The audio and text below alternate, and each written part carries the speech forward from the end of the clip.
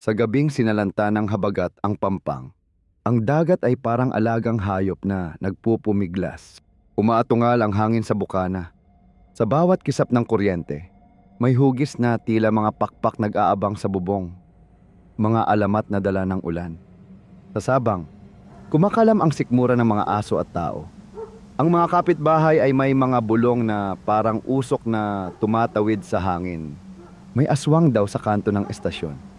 Siya si Lara Demetilio na noon ay 8 buwang buntis. Inililipat niya batsyang plastik ang mga damit ng sanggol. Sa gitna ng kadiliman ng gabi, mayroong takot na parang lamig na dumadampi sa kanyang batok.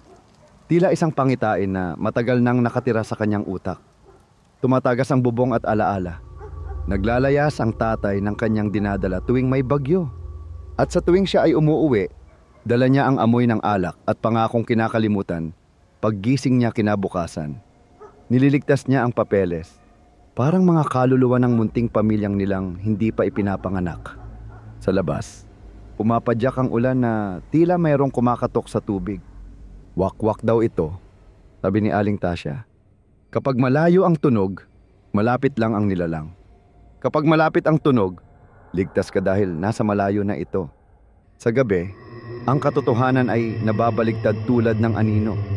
Sa eskwelahang ginawang kanlungan ng mga nasalanta, may naguulat sa radyo ng balita. Matindi ang baha sa Naik. Sarado ang daanan sa Ibayo. Ngunit mas malalim ang baha sa puso ni Lira.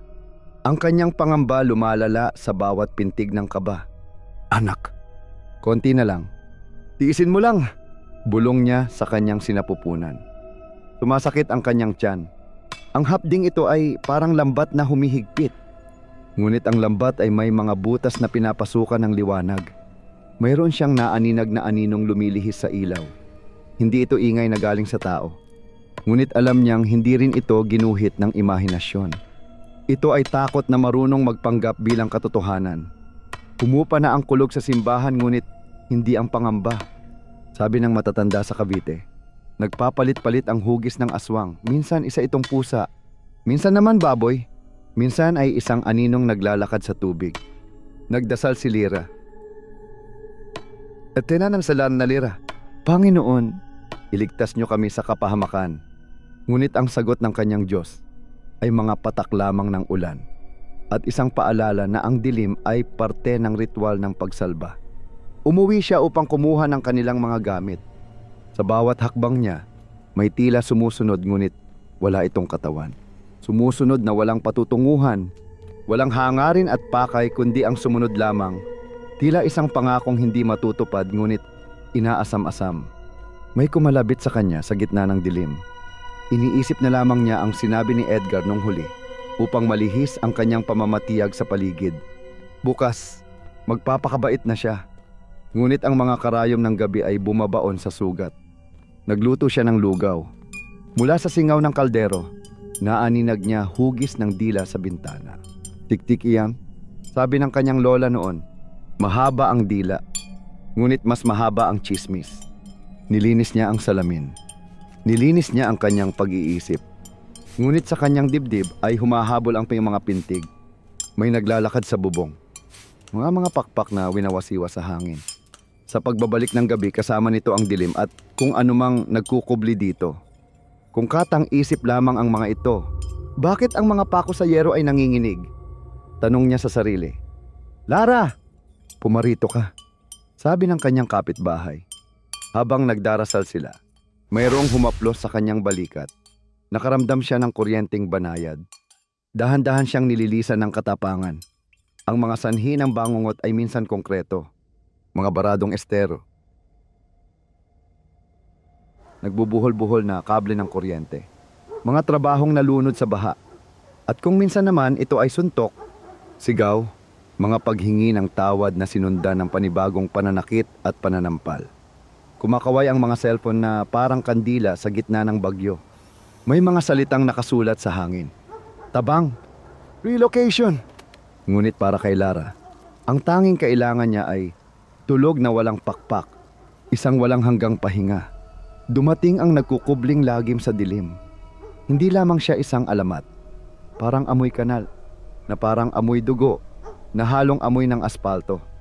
Ang kanyang paglalakad ay tila paatras ngunit siya ay palapit ng palapit.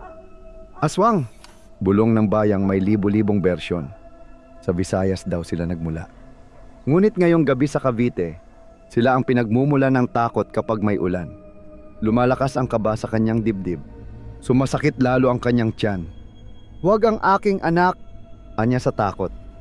"Huwag dito sa amin." Ngunit ang takot ay marunong magpanggap bilang tagapagligtas. Sa pagitan ng papel at unos, may laging nawawala.